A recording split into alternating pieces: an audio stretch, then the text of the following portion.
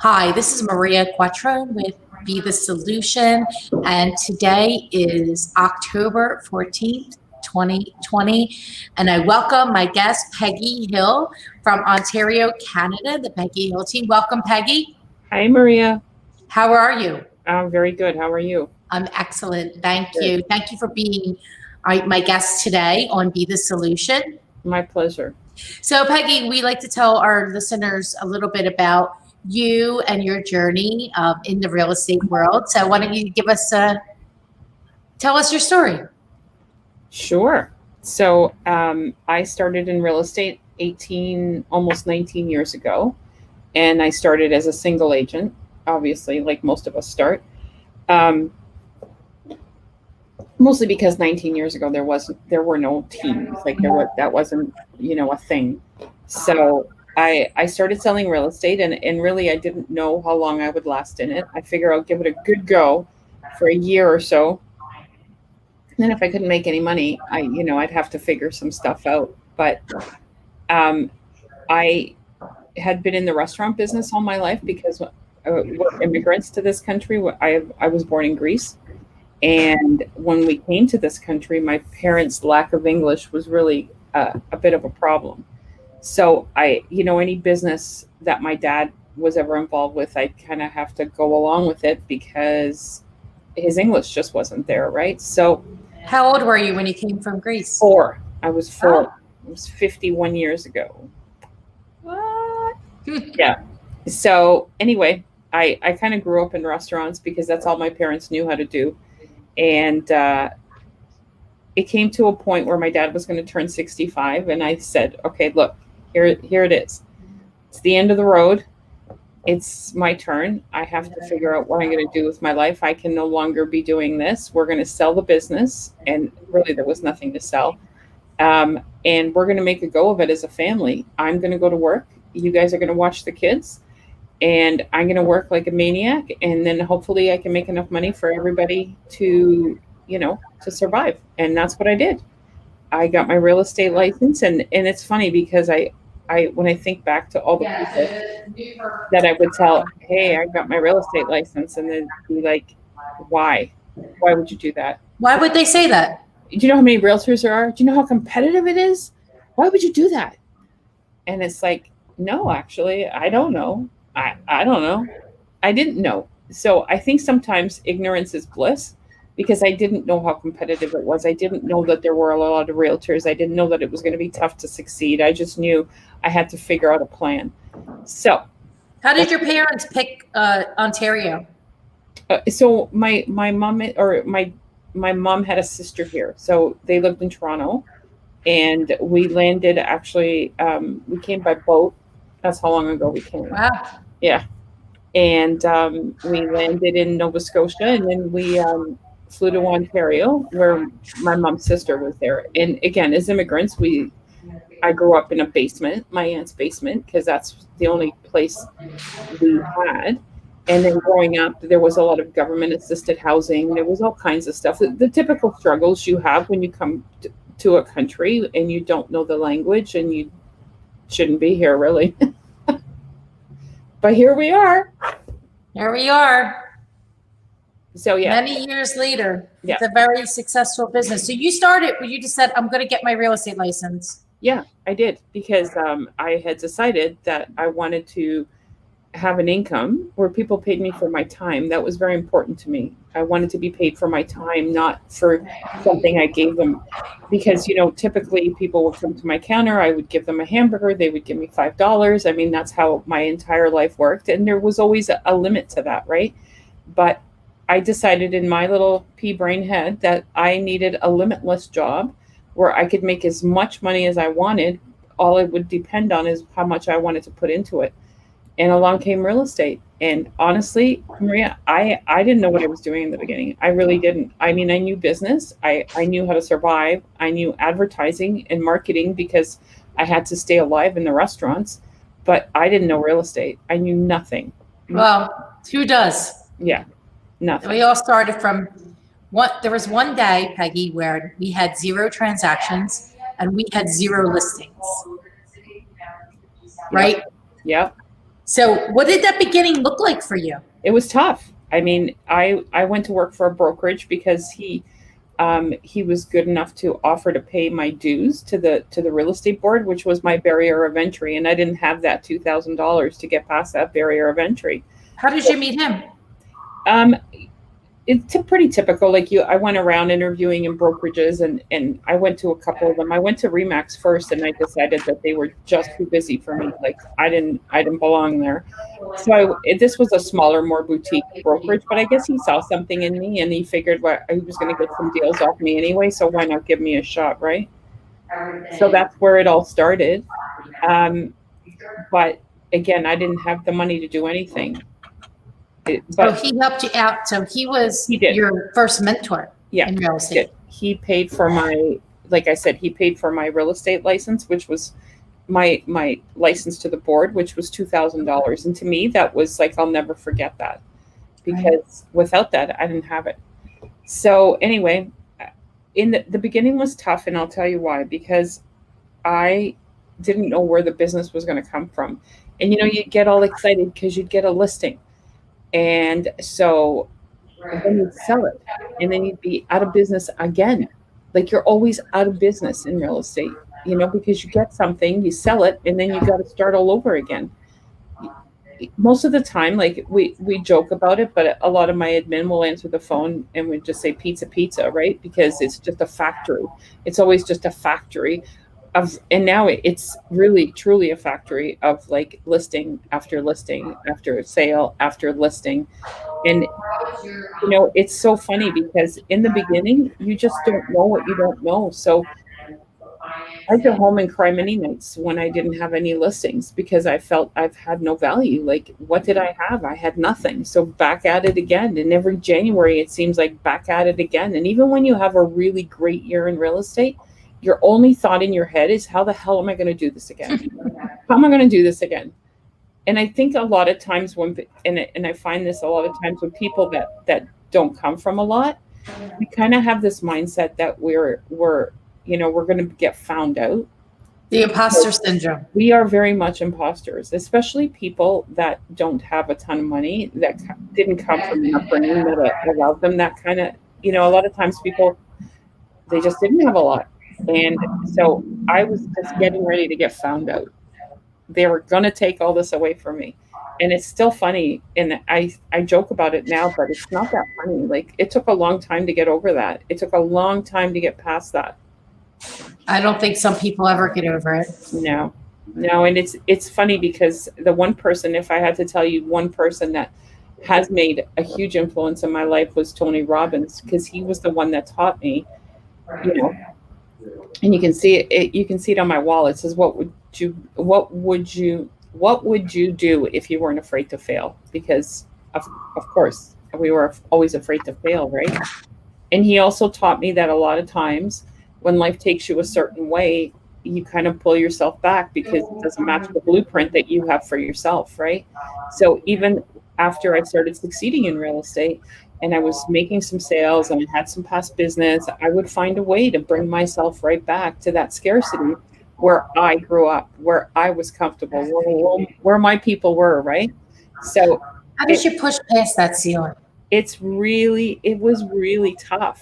It was really tough because I remember even like 2008 hit, and we weren't as hard hit as the US was, but I remember thinking, because I had to go back into my savings and pull money out to keep the business going. And I thought, oh, well, here we go. I figured this was what was going to happen, and it did. But you just, after 10 years, you'd have to be an idiot not to know that, success leaves clues. Like you get it. Like you can't keep pulling this stuff out if you didn't maybe know a little bit of what you were doing. Right. So we say, okay, when does it stop and when do we arrive? Honest to God, I walk around here some days and I'm like, guys, how are we going to do this again next year? I don't know. Because, you'll have a great year and then the benchmark is set, right? So then you need another even better year. Like, where are we going to get that? It's tough. It's tough. It's definitely tough. Yeah. But we figure out a way to do it. And you have a pipeline of business, right? You do. And it gets easier. And that's the thing. Like after you've been in it a while, I just had this conversation with one of my agents. You know, he's been in the business 2.5 years. He's made $150,000 this year, and he's ashamed. Like he thinks he should be higher. And it's like, Why? like, I don't know, because some other people are making more and he should be making more. And it's like, you don't understand. Like the first few years when you're trying to build a business are the toughest. And real estate is no exception to that.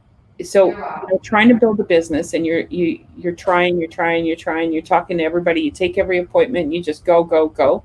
And then you come to a point, you know, a few years later where you've built some past business. So that starts to pay forward, right? You get, you know, you'll get people that'll reach out to you and, oh, my friend called, oh, you sold my friend's house. So it takes a while. And I always tell people when they get into real estate, it's like, you got to have some money behind you. Like it's a business like everything else.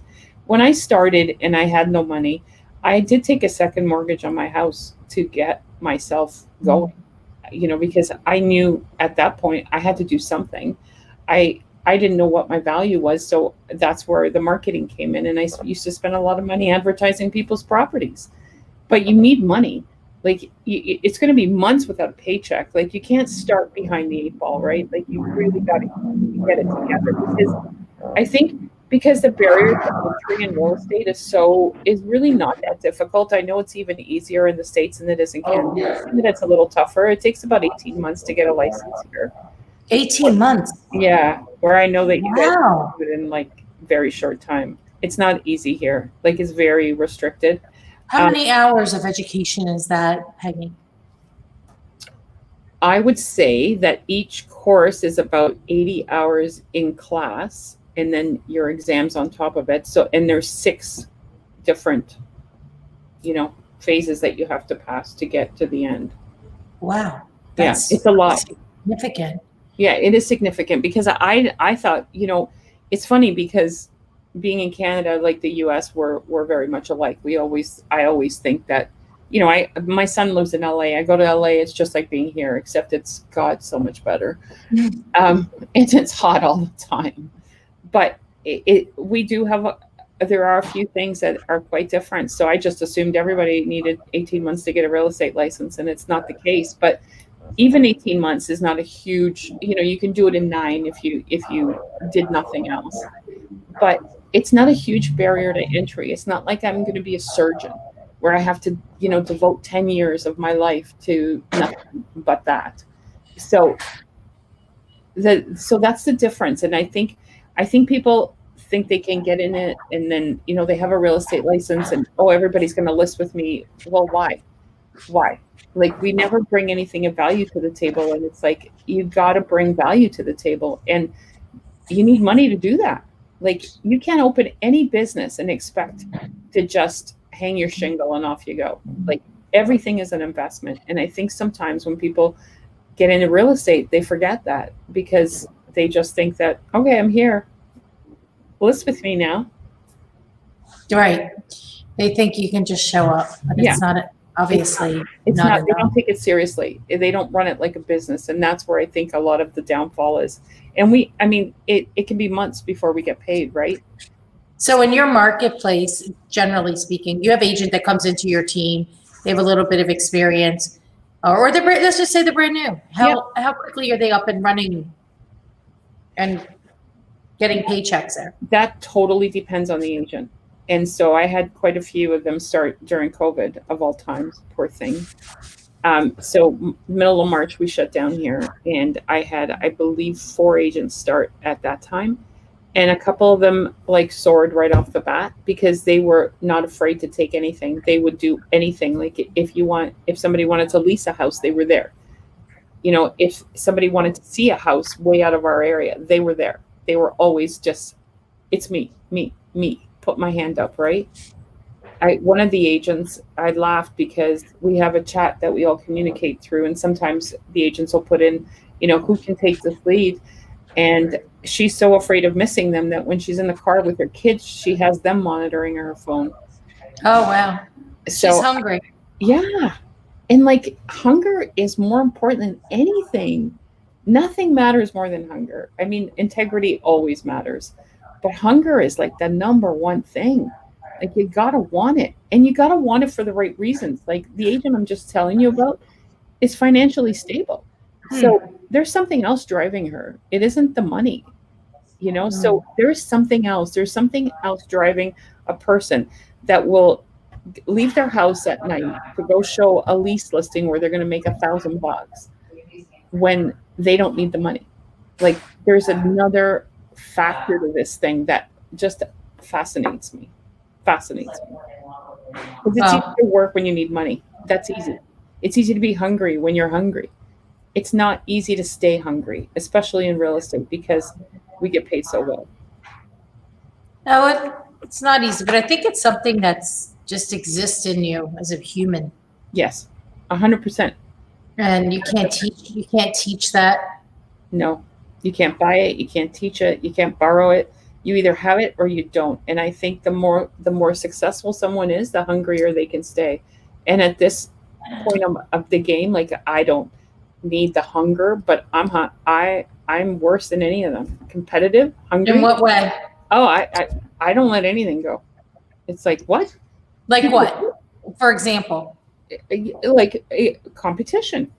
Like I always watch what my competitors are doing. I'm always watching. Like I obsess about it.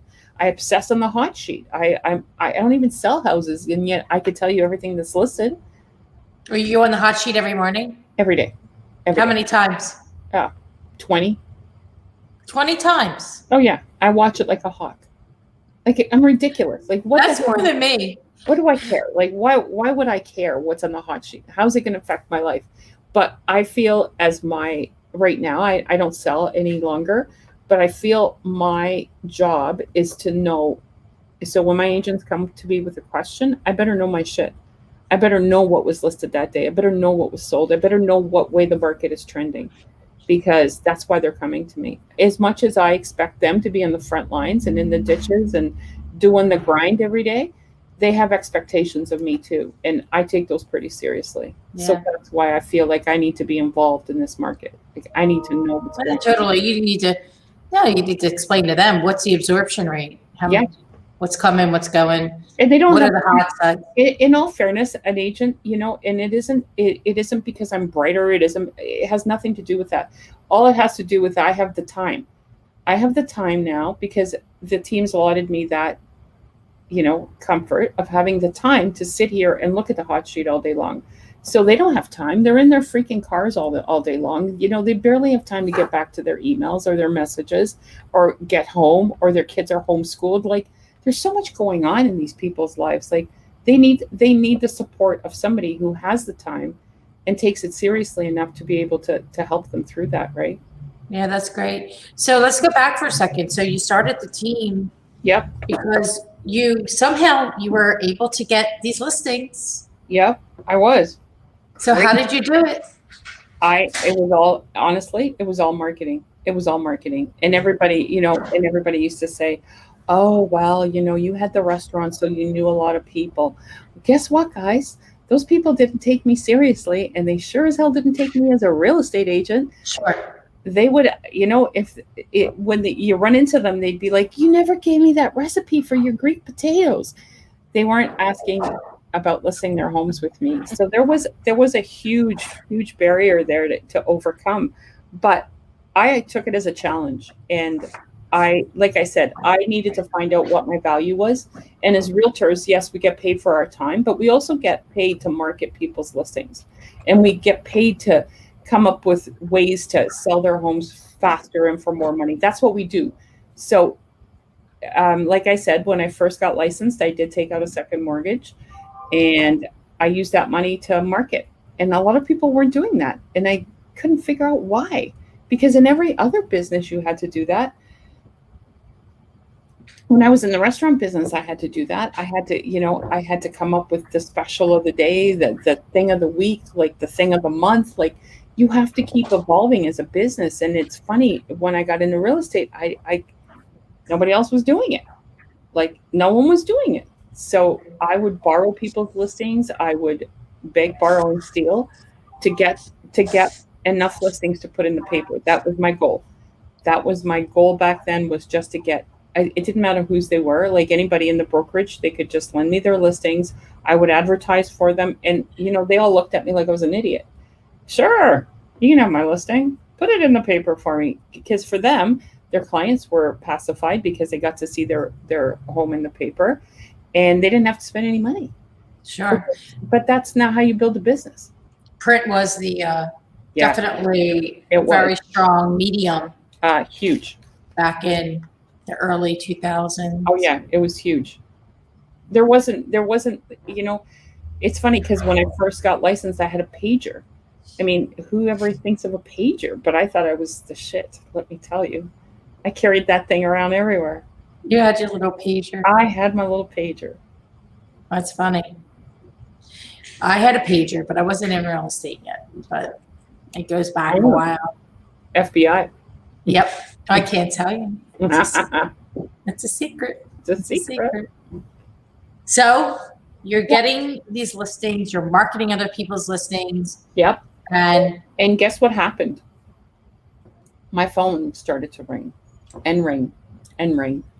So I thought, I can't do this. Like, it's funny because people don't realize that problems are problems regardless of what they are. So when I first started, I had the problem I didn't have any listings. And then I had the problem that I had listings. Then I had the problem that I couldn't keep up to the phone calls that were coming in for these listings. So I hired an assistant. And I still couldn't keep up because there were just too many people calling. Because the more listings you have, the more phone calls you'll receive. So then I decided that's when I needed my first buyer's agent, which at the time I didn't know was a buyer's agent. At the time, it was just like, help me, I'm drowning. Answer some of these phone calls, take some of these people out for me, please. I can't do it. So that's how this team started, this team of 45 agents. So 45 today. Mm-hmm. Wow. Mm-hmm. Wow. And your first hire was in what year? 2005. So in 15 years. Yeah. 45 agents and how many staff? We have about 20 staff. Wow. Mm-hmm.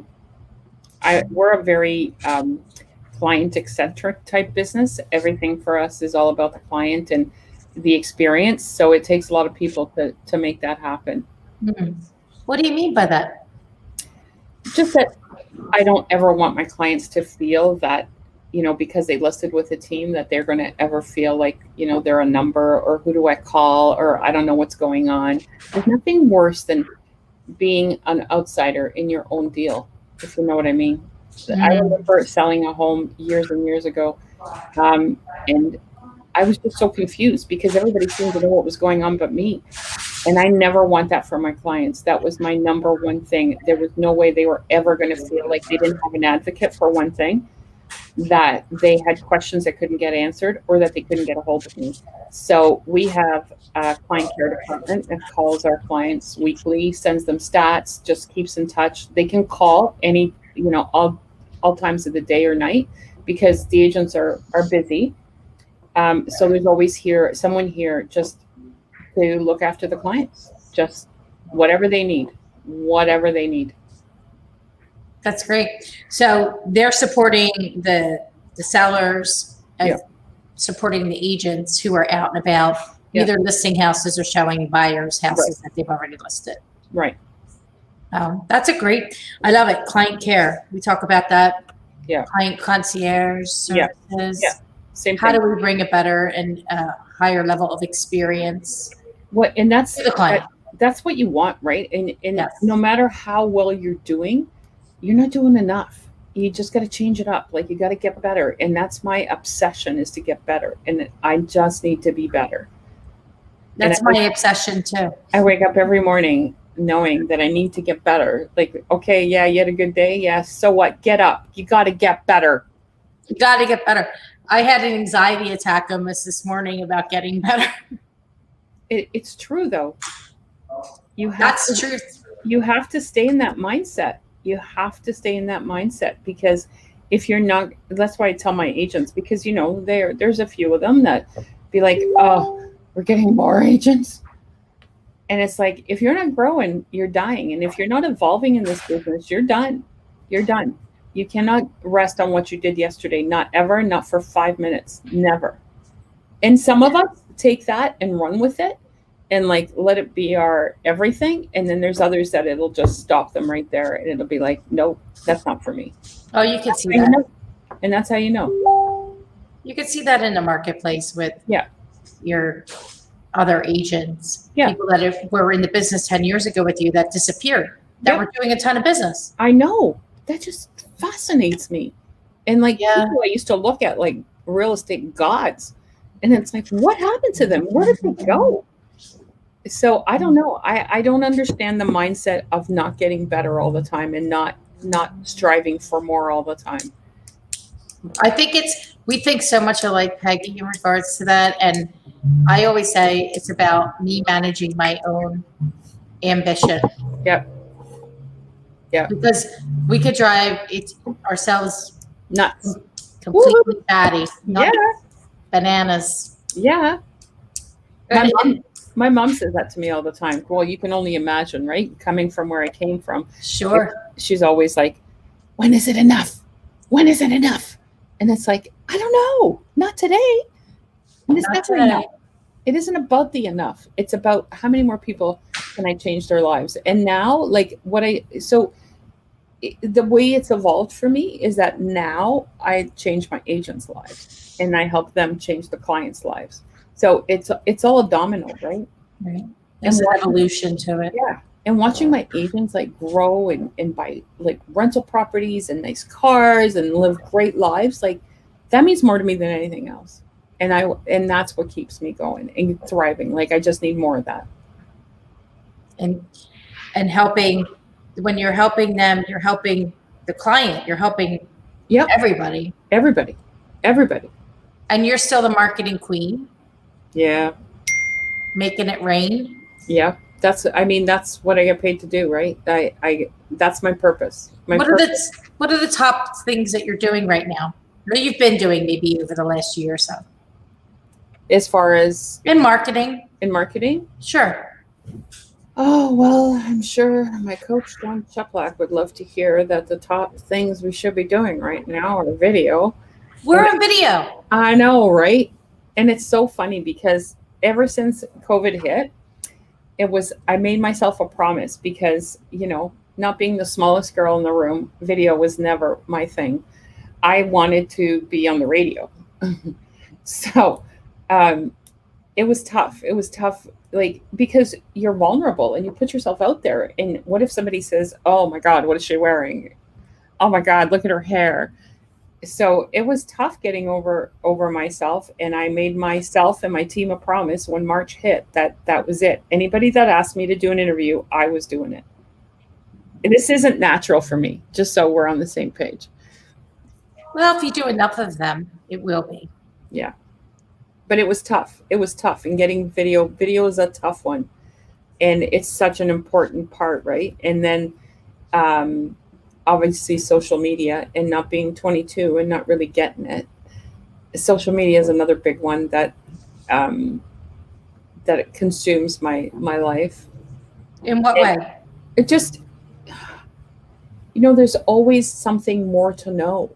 And that's maybe why I like it so much and hate it all at the very same time. Mm-hmm. Because even when you think you've got it mastered, you just don't. Like real estate changes so much. Like the way we talk to people, like the modes that we use to talk to people, like some people want to be talked to on Facebook. Others don't want Facebook. They want Instagram. They want to see your post on Instagram. They want Snapchat. They want a phone call. They want email. And so there's so many ways to interact with people now, and trying to stay on top of that. And because you want to be the best at everything you do, or else what's the point of doing it?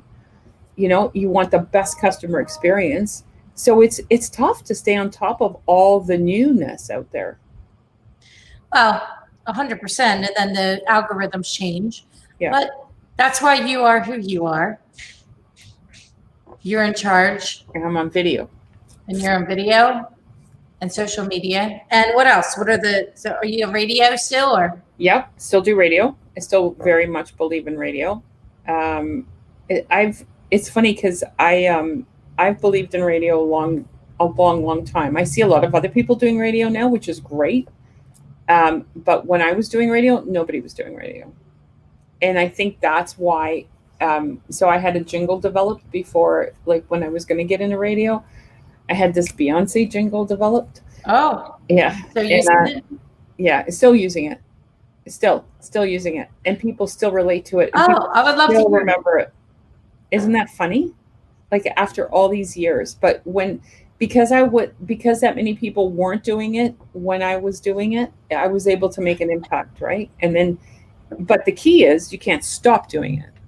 And that's why I find sometimes when people will get good at something and say, oh, this is working great, and then they stop doing it because they think they can rest on their laurels. And this is not the industry to rest. There is no rest in real estate. So let's talk about that. When you're starting something new, for example, radio, I mean, how long would you give it till it works? So it's been, it was tough in the beginning because it took a couple of years for it to actually like gain some traction. A couple of years? Yeah. But, and again, like when you're new at something, maybe you're not using it to its best advantage. Like for me, it was more for brand recognition. So pretty hard to measure brand recognition aside from you show up at a listing appointment and your client's kids are singing your jingle. I mean, that's what it's like for us now. But it took a long time to get. How many years did you start it? It's been at least, I want to say 12 years that we've been doing radio. Wow. And it took a couple of years to take off? It does take years. It takes years. And it's hard to spend money after money when you're not really seeing anything coming back for a while, right? So that's a tough pill to swallow. But you could say that about anything. If you want Facebook to be your thing, then make it your thing. And go all out, obsess, but you pick a thing. You need to pick a thing. And I think that's a tough one for people because there's just so many shiny objects for us to look at, right? That it's tough. But radio has always been it has always worked for me. And again, your message is immediate to people. So if we're low on listings, I'll get on the radio and I'll be like, guess what? Put your house on the market because there's just no listings. Or if there's buyers, I'll say, guess what? There's buyers out there. There's whatever it is that's happening at the time. The message is immediate. And that's the difference with radio, I think, to me anyway, because you're out there and people are hearing you like right then and there. Yeah, they can take action and call the number right away or go to the website. Whereas if they on a feed, maybe they take action, maybe they don't, maybe they see it again in 2 weeks, maybe they don't. You know what I mean? I think radio is more controllable for me. I don't know why, but. Are you on a lot of stations? I'm in a couple of good stations. So the best stations. And you're still using your jingle? Yes. Sad, but true. Oh, it's great. Consistency. Crazy. Yeah. Isn't that what it's all about, is consistency? Well, and initially the jingle was called Peggy Hill because it was just Peggy Hill. And then a few years into it, I had to kind of remake the jingle because now we're a team. So you need to take it away from the Peggy Hill to the Peggy Hill team. So it did change a little, but the music didn't change. It was just the messaging that changed a bit. So I had to have it remade. So is that your number one resource for opportunities, helping new clients, or? No. What would you say? It's right up there. It's right up there. What are like your top three? Yeah. So one of our top ones used to be open houses. That really hurt because we're very personality driven. We did very well in front of the consumer, and that changed. Do you guys do open houses? Well, they don't really want them right now. No. Some people in the market are. We're not. No, we're not either. We did attempt it, but nobody came. No. People aren't comfortable. They're not ready. And I think if it's in especially occupied properties, I just don't think it makes sense. I just think that the risk outweigh the sensibility. I'm with you on that. because we're not told 100% not to do them, but we're told not to do them. Yes. So we don't do them. And they were probably maybe number 2 on Wow. I mean, we would do 25 a weekend. Like they were a big deal for us, and we had to pivot and change. And then we went on Facebook. Yeah, we had to go on Facebook Live and do them that way. So again, did we get people like right away from Facebook Live reaching out? No, it's taken time, and it's still going to take time. But you can't stop because you didn't get the results you wanted that second, and that is very difficult.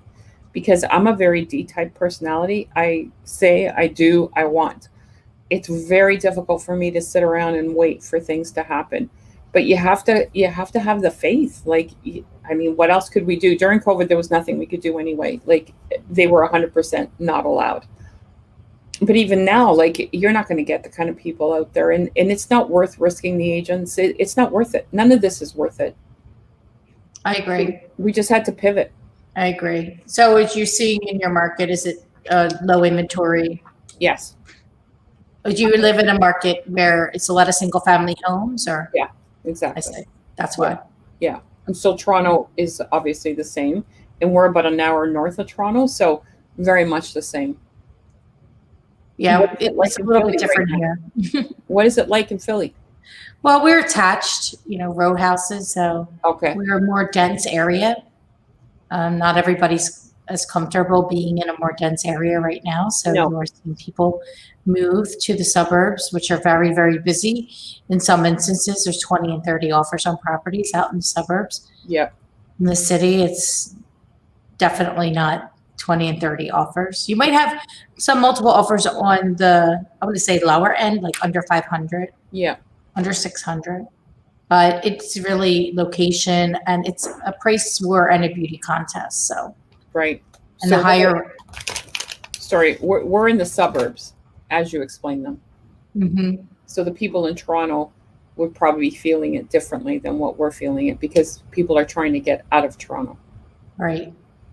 It's interesting though when I listen to the stats for New York City, and it blows my mind, because it's still, like, to me, like, New York's always going to be New York.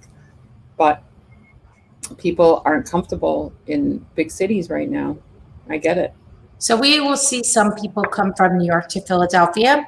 Oh, really? Because we're less dense than New York. So Yeah. It's where are you now? Yeah. Will depend upon where you go.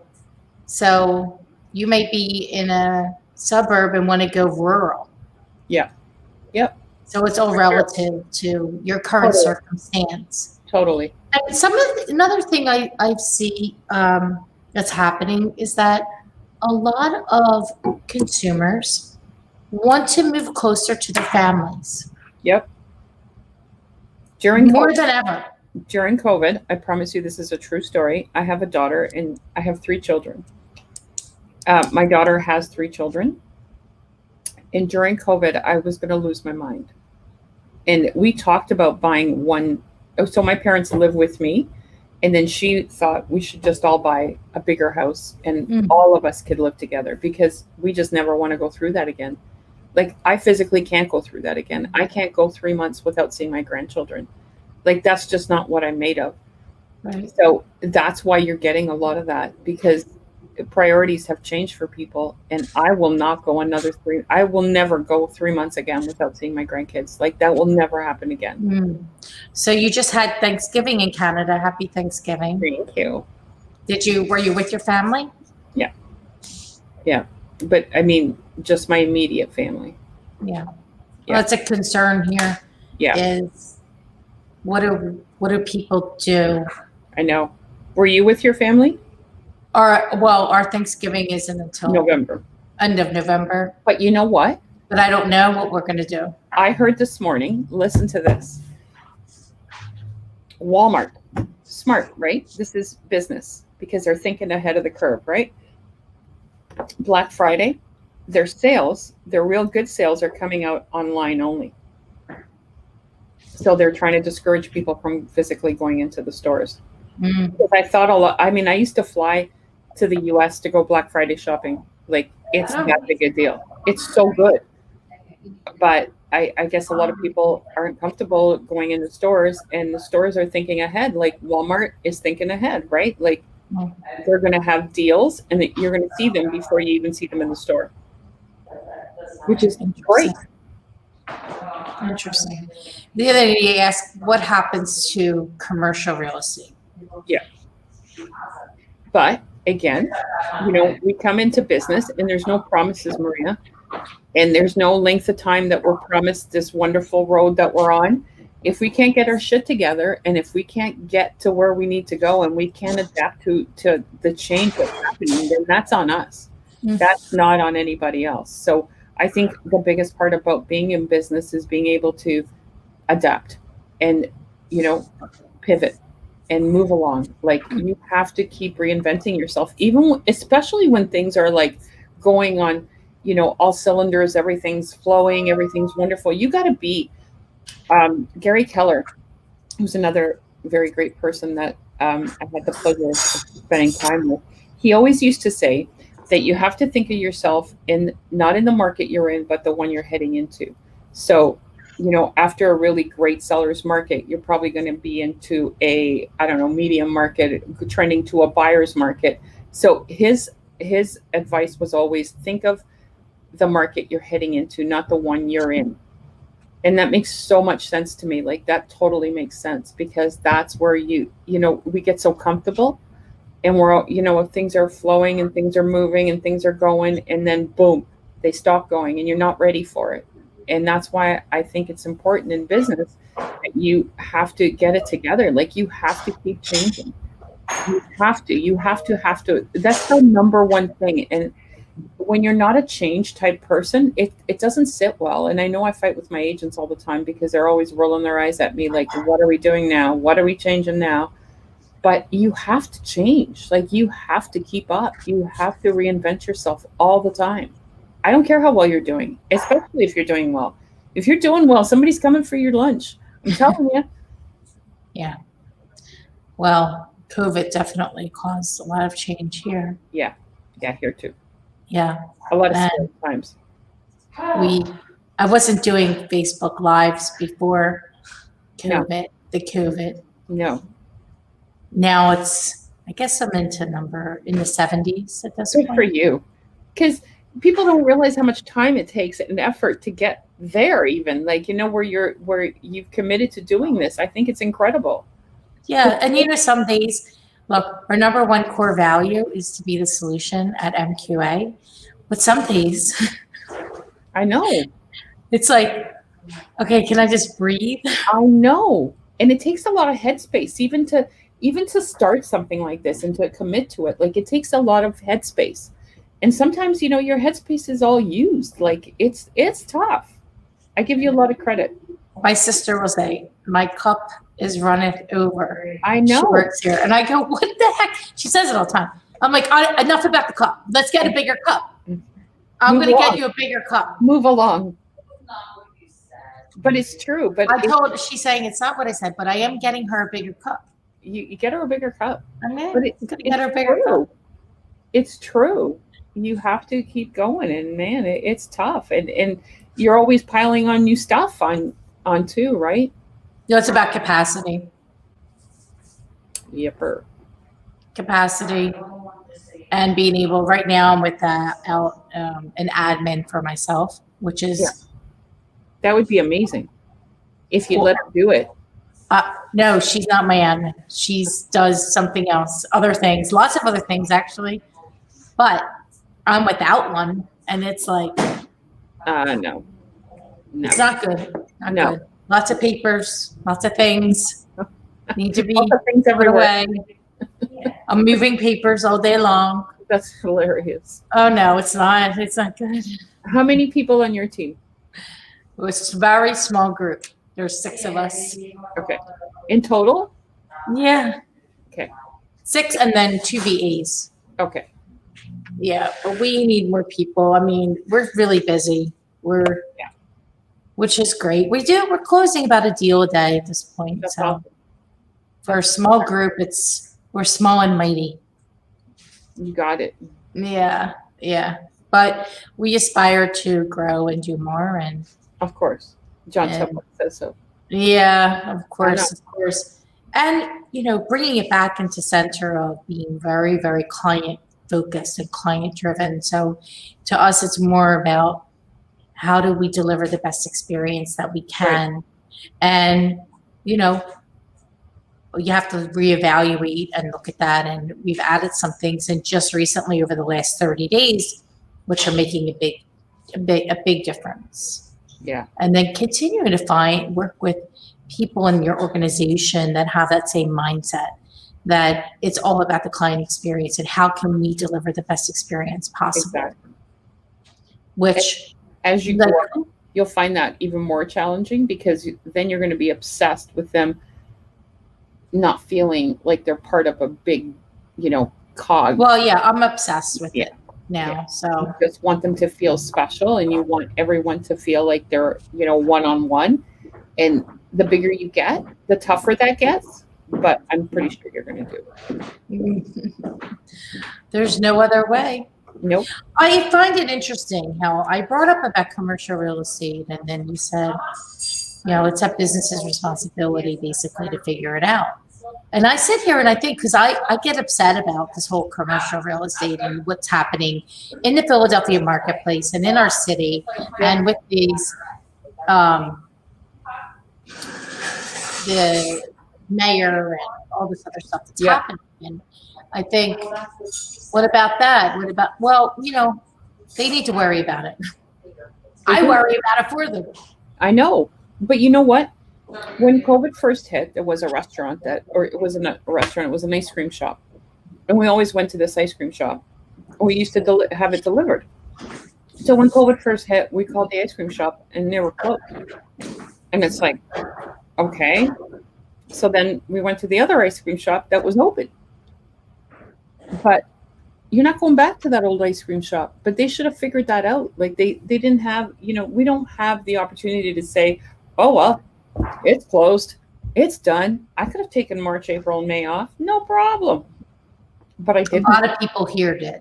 But I didn't. I couldn't. We didn't. And we weren't even able to shout. And that's why I say to you, even about commercial real estate, it's not all going to go down. I mean, it'll go in ebbs and flows, and they'll repurpose that real estate for other things, but you have to evolve with the times that we're in.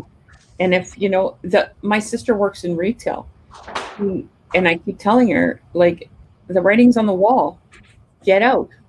She works for Chanel, and she works in the retail landscape, and the writing's on the wall. Like, don't wait until it's, they actually hand you the paper and say, see you later. Like, start making plans for your life, right? Like, we can see it.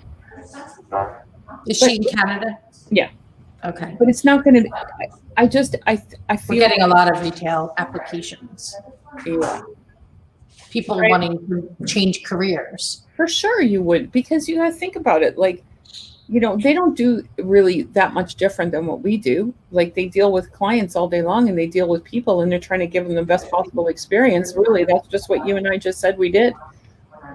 So, I mean, it's understandable that they're going to have to pivot as well. Like, everybody's shopping online. Like, we just went up 10 times faster than what we would have to online shopping. Walmart's having Black Friday specials online, which is great for Canadians because we can get them now. I'm just saying, it's not all bad. You have Walmart there? Yeah. But your Walmart has better prices. Yeah, probably. Yeah. You probably do. Yeah. Now you can get it online. I know. Yeah, it's interesting how things are changing and Yeah. how quickly things are changing. But you can either take it as, damn, look what's happening to me, or damn, what am I going to do about it? I am not going to let this take me down. Like, this is not. And it's funny because in March, when they said, shut your office, send all your staff home. And I was like lost. I literally was lost because I didn't have a blueprint for this. This had never happened to me before. So that's where people got lost, right? So if they shut us down again, whatever. We've already been there, done that. We get it, right? It will be huge of an impact because we already know what's going to happen. But when it happened in March, I was lost. I was truly lost. but I only stayed lost for like a week. You stay lost, you take your licks, you go home, you figure it out, and then you get back on the horse, because life is a challenge. I mean, it's never going to not be, no matter where you are in your life. Like, you got to get on this. And that's the one thing. There's always that uncertainty that we just live, though, as if there was certainty. Especially these days. Like, what is certain? Nothing. Not anymore. They can shut us down whenever they want. We already figured that out. Problem. Yeah. How do we solve it? We solve it. We solve it. We solve it. Like, individually. Wait for other people to solve it. We solve it. Like, if you have a problem in your life right now, you solve it. You take ownership of it and you do something about it. Like, people aren't coming to rescue us. That's not. It's not going to happen. There's no Cinderella. And nobody's Cinderella. I've been waiting for this white horse. I keep looking outside. Nothing's happening here. Nobody's rescuing us out of this. We got to get up and do it. That's right. And be the solution, Peggy Hill. Damn straight. Be the solution. Be the solution. Absolutely. Well, I love your energy and enthusiasm. You're, after all these years, you're still bringing it on every day. Somebody's going to beat me. Oh, no, Maria. No. That's not going to happen. So we haven't yet met in person, and I can't wait till we do. Hopefully the borders will be open and you'll make the the Lake Tahoe thing next year. Yeah, that'll be awesome. Yeah, I already have it on my calendar, so. It's on mine too. I'm coming. You're coming. You better be there. I'm coming. I'm gonna come and get you. No problem. We had a good time a couple weeks ago with Ryan Suman. Well, it's funny because I keep bugging John about allowing us to zoom in on those, and he just can't get that around his head. But I'm still bugging. You got it. Make him change. I will make him change. You just keep nudging at him. All right. Enough people asked him to do the event, so it finally happened. Yeah. But I appreciate you. I appreciate your time. Thank you so much. Thank you. Thank you for doing it. Yeah, my pleasure. And thanks for doing it 70 some odd times over and over again. I love it. I love watching y'all. Good for you. Be the solution. Thank you, Maria. Thanks, Peggy. Okay. See you soon. Bye, honey. Bye.